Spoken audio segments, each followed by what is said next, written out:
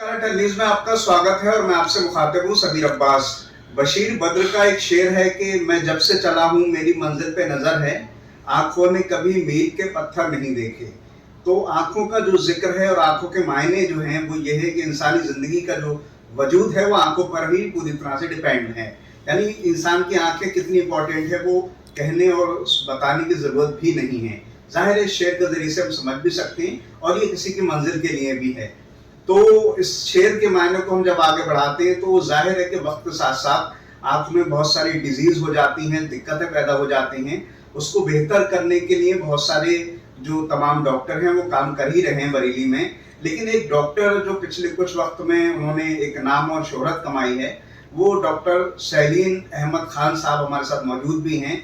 उनसे हम गुफ्तगू करेंगे, उनसे मुखातिब होंगे, लेकिन पहले उनके बारे में हम थोड़ी सी चीजें समझ लें। उनकी जो पैदाइश है वो बरेली से है। उसके बाद उन्होंने शुरुआती तालीम बरेली से हासिल करी। उसके बाद उन्होंने अलीगढ़ मुस्लिम यूनिवर्सिटी का रुख किया, जहाँ से उन्होंने MBBS MS किया।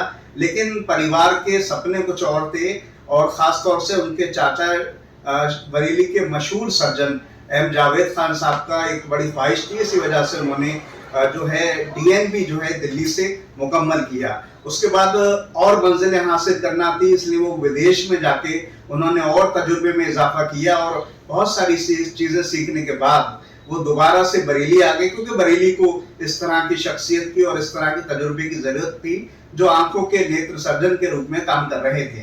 तो इसके बाद उन्होंने SRMS समेत और दीगर अस्पतालों में काम किया और उसके बाद अब वो जो है M खान हॉस्पिटल में अपनी सेवाएं दे रहे हैं। कुछ खास विषय हैं जिस पर उनसे हम आज बातचीत करेंगे, लेकिन मैं पहले चाहता हूं कैमरे की नज़र से एक बार इधर का कुछ जो चीज़ें हैं जिसमें उनकी कुछ डिप्लोमा है, इसके अलावा जो डिग्री है जो उन्होंने हिंदुस्तान और हिंदुस्तान के बाहर से हासिल की है और वो भी सामने नज़र आती है।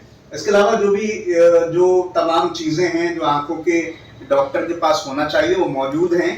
बरेली में उन्होंने, क्योंकि उम्र उनकी कम है लेकिन जो उनका सोच है वो बहुत आला है, इसलिए मैं आज उनसे गुफ्तगू करने आया हूँ। और इस वक्त हालात हाजरा में यानी मौजूदा वक्त में आई फ्लू का भी बड़ा असर है, तो कई सारे विषय हैं जिस पर उनसे गुफ्तगू करेंगे। तो मैं आपसे मुखातिब होना चाहता हूँ। तारुफ के लिए तो लफ्ज कम पड़ जाएंगे, उम्र जैसी आपकी है वो कम है, लेकिन आपने बहुत कम उम्र में MS भी कर लिया, MBBS MS और DNB भी कर लिया। इसके अलावा विदेश के भी बहुत सारे तजुर्बे हासिल कर आए। यही वजह है कि इंग्लैंड और अमेरिका जैसे विकसित देशों में आपको अपनी सर्विस चाहें तो स्टार्ट कर सकते हैं, वो मौका मिला। कुछ इजाफा करना चाहें अपने तारुफ में तो कर सकते हैं, उसके बाद हम विषय पर आएंगे। सबसे पहले तो मैं जितने दर्शक देख रहे हैं उन सबको अपना प्रणाम, सलाम और सत श्री अकाल दूंगा और सबको धन्यवाद करूंगा कि आपने अपना समय निकाल के इस प्रोग्राम को देखा। दूसरा, मैं बहुत धन्यवाद हूँ अटल न्यूज़ का और समीर जी का कि वो उन्होंने अपने समय निकाल के हमारा इंटरव्यू लेने आए और उन्होंने तो खैर मेरी बहुत तारीफ़ कर दी है।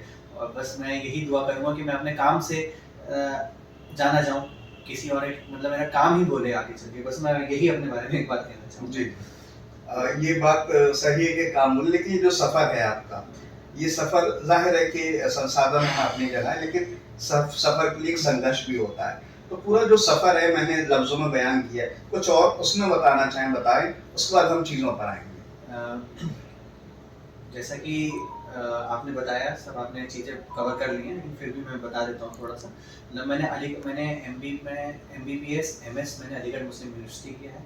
उसके बाद फिर मैंने DNB भी करा है दिल्ली से, और उसके अलावा फिर मैंने इंग्लैंड से MRCS और FRCS जैसी वहाँ की जो प्रेस्टिजियस डिग्री होती है, प्रेस्टिजियस मतलब बहुत ही आला दर्जे की जो डिग्री कहा जाती है, वो भी मैंने करी है। तो इसका फ़ायदा ये है कि वहाँ पे मैं प्रैक्टिस भी कर सकता हूँ। इंग्लैंड के अंदर मेरे लाइसेंस भी है, आप गूगल करके भी देख सकते हैं, royal college of surgeons of Edinburgh. और बस ये था कि मैंने इतना कुछ सीख लिया, तो मैं चाहता था कि मैं अपने देश की कुछ सेवा कर पाऊँ। अपने देश में आके जो मैंने एक स्किल लिया है, स्किल कहेंगे इसको, जो एक तालीम हासिल करी है, वो यहाँ के लोगों को, हिंदुस्तान के लोगों को और ख़ास तौर से बरेली के लोगों को वो सेवाएं मैं दे पाऊँ। क्योंकि मैं बचपन से लेकर आज तक देख रहा हूँ, कुछ भी परेशानी होती है, कोई बड़ी परेशानी होती है, सब लोग बोलते हैं दिल्ली चले जाओ, लखनऊ चले जाओ, चेन्नई चले जाओ, इधर चले जाओ। तो वो चीज़ मैं चाहता हूँ कि मैं अपने तरीके से उस चीज़ को ख़त्म करूँ और जो भी इलाज है मैं बरेली के अंदर उस इलाज को यहाँ के जितने भी लोग हैं और आसपास के लोग हैं उस तक पहुँचा सकूँ। मैं सीधे अब विषय पर आऊंगा। मौजूदा टाइम का विषय ले लेना है, उसके बाद हम और चीज पर। आई फ्लू का बड़ा जिक्र हो रहा है, हर साल की बात है, हर साल मौसम जब बरसाती होता है इस तरह की दिक्कत सामने आती है। इस बार कुछ आपको लगता है अलग है, और क्या एहतियात के तौर पे चाहेंगे जो बरतें लोग, जिससे जो आई फ्लू जैसी जो परेशानी नजर आ रही है उससे बच सकें? देखिए, आई फ्लू के बारे में मैं कुछ बातें बताना चाहूँगा। सबसे पहले कि आई फ्लू होता क्या है और आई फ्लू के क्या सिम्टम्स होते हैं, क्या परेशानियाँ होती हैं, और इसका मैं उपाय बचने का और सही करने का तरीका भी आपको बताऊँगा। सबसे पहले आई फ्लू होता क्या है? देखिए, जैसे अभी हम लोग कुछ समय पहले कोरोना ऐसी बीमारी से निकले, तो कोरोना एक वायरस था, तो कितनी तरीके से फैला, कितने इन्होंने लोगों को हर घर में गया और कितनी लोगों को तकलीफें हुई, कितने लोग चले गए हमारी दुनिया से। तो वायरस था जिसने ये सब किया। वैसे ये आंखों का एक वायरस होता है, जिसे वायरस एडिनो वायरस कहा जाता है। ये आंखों को असर डालता है, इस वजह से आई फ्लू जैसी नाम की बीमारी हो जाती है, क्योंकि वायरस ही है। होता क्या है कि ये आपकी आंख में चला जाएगा, तो आपकी पहले तो एक आंख होगी, फिर बाद में दूसरी आंख भी इन्वॉल्व हो जाएगी। होता क्या है, इस आंख में ऐसा लगता है कि सुइयां जैसी चुभ रही हैं और आंख बहुत ज्यादा लाल हो जाती है। तो ये फैलता क्यों है? फैलता इसलिए, देखिए, कि आपको कुछ आंख में हुआ तो आप अपनी आंख मस लेंगे, आपने आंख मसले कुछ छू लिया, किसी से हाथ मिला लिया, तो वो आंख के मसलने से, आंख के छूने से, और उसके बाद आप अगर हाथ को धोएंगे नहीं, सैनिटाइज नहीं करेंगे, तो फिर वो आप कहीं जाएंगे, कुछ सामान खरीदेंगे, किसी से बात करेंगे, तो ऐसे फैलता है। तो इसलिए आपने देखा होगा कि आई फ्लू इसी वजह से इतनी देरी से फैल गया। तो उसके प्रिकॉशन के लिए हम कहते हैं कि चश्मा लगाएं। चश्मा लगाने का मकसद ये है कि आप बार बार अपनी आंख को छुए ना, तो जब आप अपनी आंख को छुएंगे नहीं तो वो फैलेगा, नंबर 1।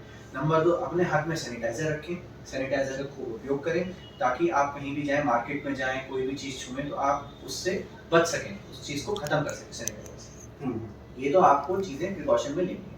नंबर 3, अगर आपको ऐसा लग रहा है कि आपको आई फ्लू हो गया है, या आपको जैसे सिम्टम, जैसे मैंने बताया कि आँख लाल हो रही है या आँख में बहुत ज़्यादा चुभ रहा है, तो आप अपने आप से दवा ना डालें, क्योंकि देखिए, दवा कुछ भी अगर डाल लेंगे, हो सकता है आपको आराम पड़ जाए।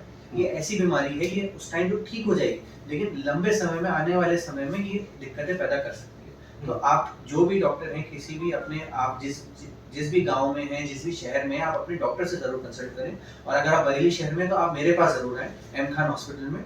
वहाँ मैं इस चीज़ का आपको अगर इलाज भी बता दूंगा, जो भी। मैं अब यहीं से आगे बढ़ता हूँ। बड़ा अहम और बड़ी गहराई से आपने चीज़ों को बताया। जैसे मैंने कहा कि उम्र कम है, लेकिन आपका एक सलाहियत बहुत बड़ी है। हम आगे बढ़ते हैं। डायबिटीज से हर चौथा शख्स ग्रस्त है।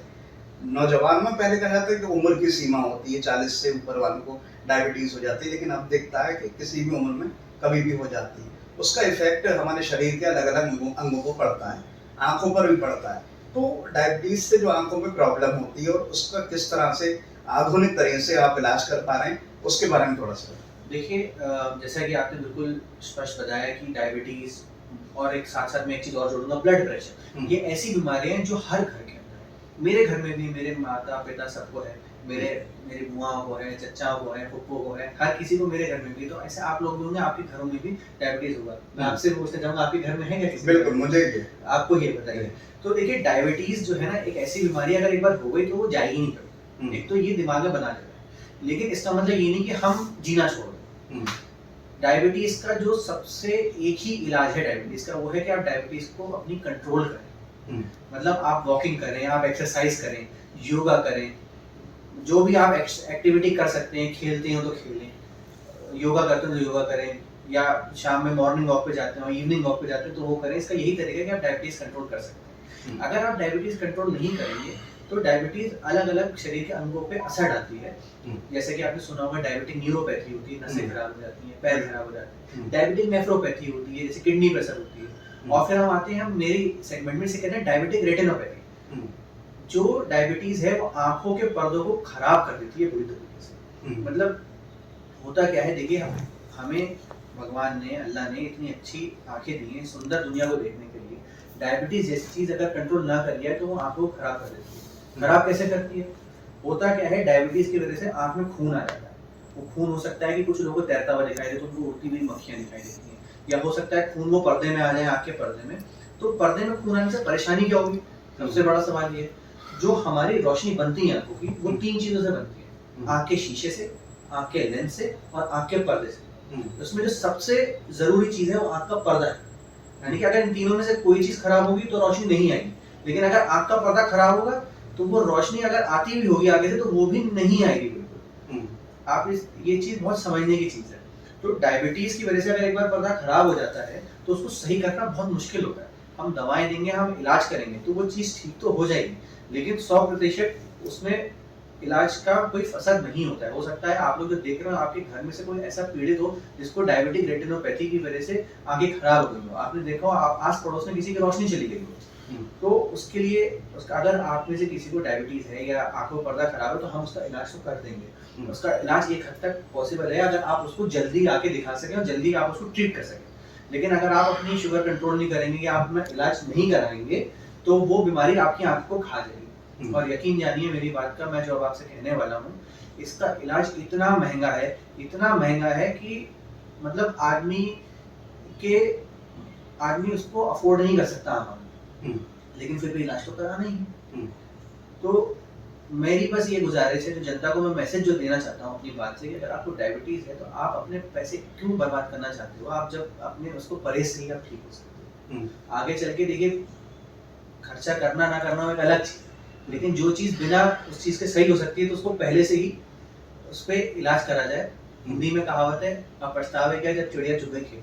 तो चिड़िया को खेत ही मत चुगने दो, मतलब शुगर को कंट्रोल रखोगी तभी शुगर सही रही तो पर्दा कभी खराब ही नहीं होगा। तो जब पर्दा खराब नहीं होगा तो इलाज की जरूरत ही नहीं पड़ेगी। एक दूसरा, अगर डायबिटीज है तो आप लोग अपना पर्दा साल में एक बार जरूर दिखाएं, ताकि अगर शुगर खराब होने की वजह से पर्दा खराब होने लगे तो उसका इलाज पहले ही पकड़ के उसको सही कर दिया जाए। तो इस चीज का खास ख्याल रखें। चलिए, बहुत गहराई से आपने चीज़ों को बताया ये भी, क्योंकि डायबिटीज से तो चीज़ें हैं, और अगर हम समय रहते जांच करा लें, जो एक बहुत बड़ा रास्ता आपने बताया, वो हो जाता है, और वरना इसका इलाज बहुत महंगा है। अब हम तीसरे टॉपिक की तरफ बढ़ते हैं।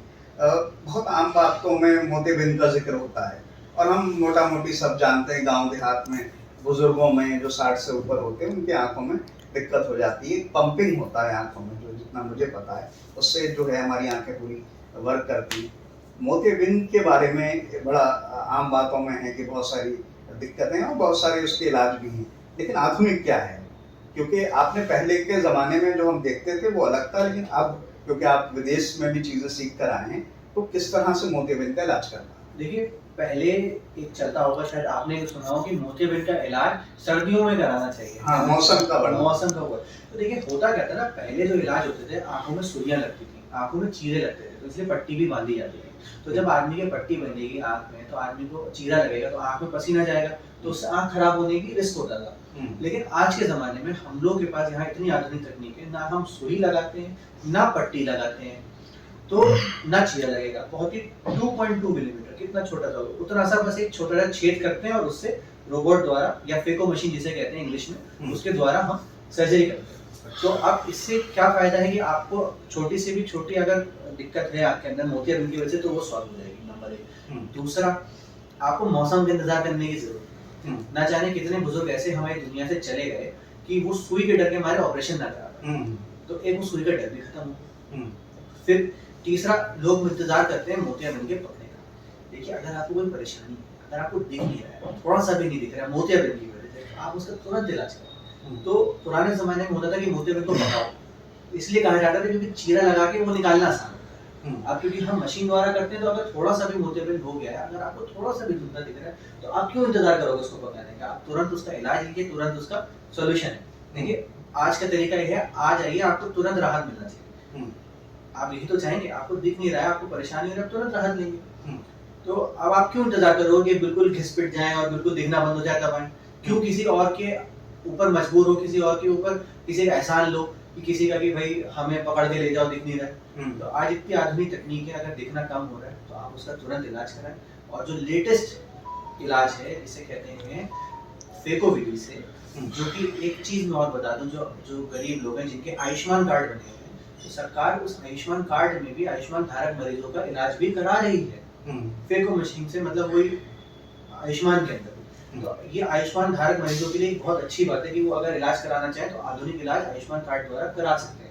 हमारे अस्पताल में भी आयुष्मान कार्ड द्वारा ये वाला इलाज करा जाता है। तो आप हमारे पास हम ये पूरा इलाज जो भी मैं आपको बता रहा हूँ बिना सुई बिना पट्टी वाला ये कर रहे हैं हम यहाँ पे। और चाहे ये आयुष्मान हो, चाहे आप पैसे देके कराएं, सबके लिए एक समान हम काम करते हैं, किसी में कोई फर्क नहीं करता। तीनों विषय पर बड़ी चीज़ों को आपने चीज़ को और ज़मीनी स्तर पर जिस तरह से बताया जा सकता है वो आपने बताया। और क्या क्या आपके यहाँ जो है चीज़ें लोगों को दी जा रही हैं, क्या क्या ऐसी चीज़ें फैसिलिटी जो हैं वो आप मुहैया करा पा रहे हैं?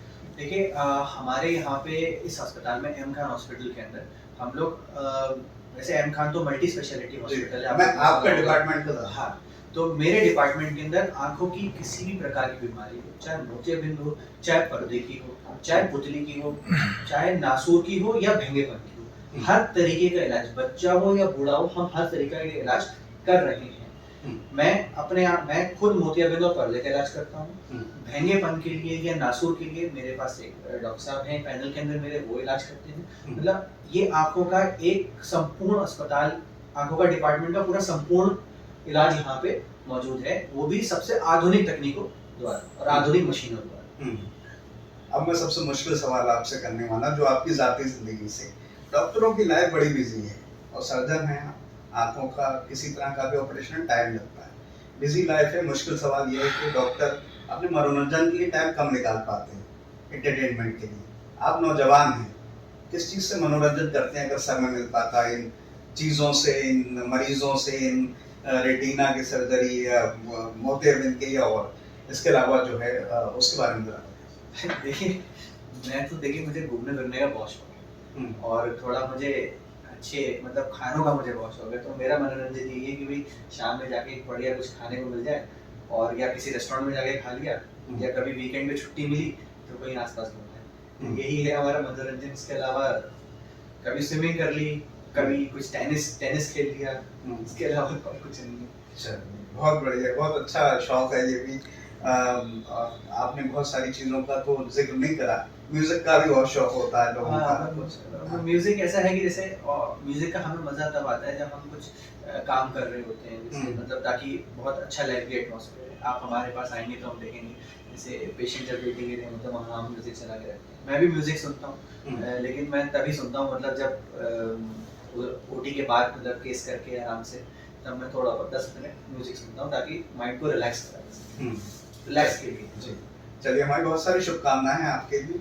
भविष्य में बहुत सारे और विषय हैं जो आपकी फील्ड से जुड़े हुए हैं, उनको हम और आगे इंटरव्यू करना चाहेंगे ताकि और लोगों में इंफॉर्मेशन पहुंच सके। बहुत सारी शुभकामनाएं, बहुत सारी दुआएं आपके लिए। बहुत शुक्रिया आपका, और सब दर्शकों का फिर से शुक्रिया अदा करूंगा कि आपने समय निकाल के इस इंटरव्यू को देखा। और अगर आपको आंखों से संबंधित कोई भी परेशानी हो तो बेझिझक आप मेरे पास एम खान हॉस्पिटल में डॉक्टर सलीन अहमद खान नाम है मेरा, आप यहाँ पे आएँ और आप कोई भी आंखों से समस्या हो उसका हल निकाला जाएगा। हर चीज़ का उपाय दे देंगे, लेकिन वहम का उपाय नहीं कर पाएंगे। सभी दर्शकों को नमस्ते, अल्लाह हाफ़िज़। चलिए, बहुत बढ़िया। तो हमारे साथ थे डॉक्टर सलीन अहमद खान साहब, जो एम खान हॉस्पिटल जो कि स्टेडियम रोड पर स्थित है, वहाँ पर आँखों की जो आधुनिक विधि के जरिए है उसकी इलाज कर रहे हैं। ना ही सिर्फ इलाज कर रहे हैं बल्कि बहुत अच्छी सलाह भी दे रहे हैं। बड़ी ज़मीनी उन्होंने एक बात कही कि मोतियाबिंद को लेकर मौसम का बड़ा एक गलतफहमी थी, तो वो भी दूर करना एक मकसद है। और भविष्य में और भी बहुत सारे विषय हैं जिस पर हम बात करेंगे। साथ में सरकार की योजना जो कि आयुष्मान भारत योजना है, उसका भी इन्होंने जिक्र किया। फिलहाल हमारी उनके लिए शुभकामनाएं हैं। मैं इन तमाम बातों के साथ मैं समीर अब्बास, अटक न्यूज़।